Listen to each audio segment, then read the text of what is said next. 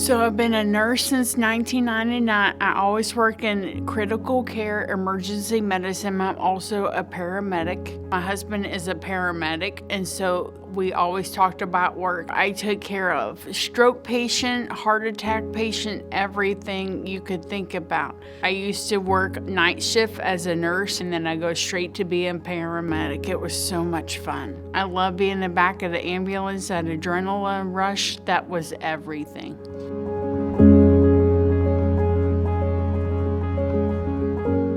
It was around June, and I'm getting short of breath. I'm like, this isn't like me. Something's not, and my legs started swelling, and I thought I had a blood clot. And I got to the ER, and I said, hey, I think I got a blood clot in my lung and my leg, but I feel short of breath. My lower extremity are swollen, and I'm short of breath. No chest pain, no anything else. So they brought me into the ER. They did a chest x-ray. They did my EKG. They said my EKG was fine, no EKG changes, and they did blood work. They said, you're having a heart attack. I'm like, and so there's two different kinds of heart attack. I was having NSTEMI, so non-ST elevation MI. And they said, we're going to take you to the cath lab. We want to go look at your heart because you're in heart failure. I'm like, heart failure? I'm 45 years old. I had no clue this was coming. Holy smokes. And he turned the TV around me. He goes, here's your coronary arteries. I'm like, oh no, they look bad. So you're supposed to have nice, beefy, good, thick coronary arteries around your heart. Mine look like a little string. He's your arteries are really bad. You need open heart surgery. And I'm like, you could hit me with a ton of bricks. So I went for a test, and they did a Doppler and an ultrasound, and they found a blood clot in the top of my heart. They said, you got a blood clot in your heart, and we need to do open heart surgery now. So I went down to surgery. They take me to the OR, depress me, anesthesia, put me out. And from that time to the time they opened my chest, the blood clot broke off and went into my head, went into the big artery in my brain called the MC, the middle cerebral artery, and I had a stroke, and it knocked out half of my brain. The only thing, I kept my long-term memory, my short-term memory stinks.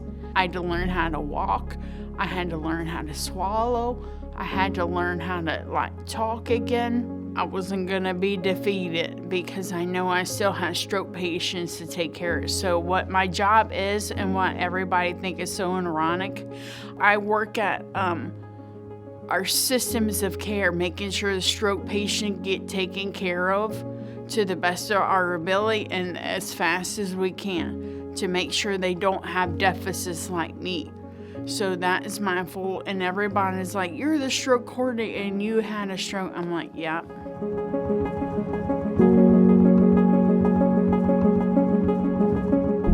I understand where the patient come from, and because I've been through our healthcare system, I realize how hard it is for family members and how hard it is for patients. I never realized how bad post-stroke depression, it is so hard. Mental illness is so hard when it comes to after your stroke. Oh my gosh, I never been in that dark hole before in my life. I mean, I'm not perfect. Some days are good days, some days are bad days, but I'm still a work in progress, but I'm not dead. I'm not dead.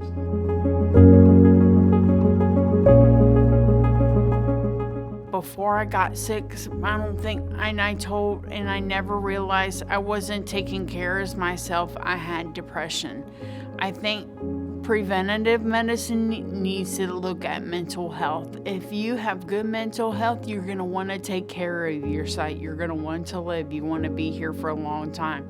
All you really have to know is how to reach out to really people want to be there to help you. You just have to be willing to have a conversation and be honest with people. You really need to find a doctor that's going to listen to you, because your heart, you only go around once.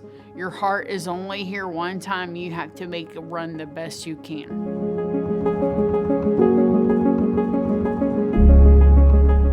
The funding that the AHA receives for our research and to bring our physicians and scientists together is life-saving.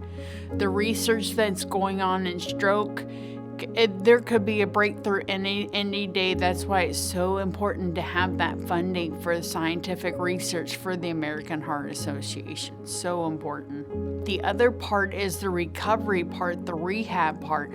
American Heart Association have guideline for rehab facility that got me back and going, that got me walking again and talking to again.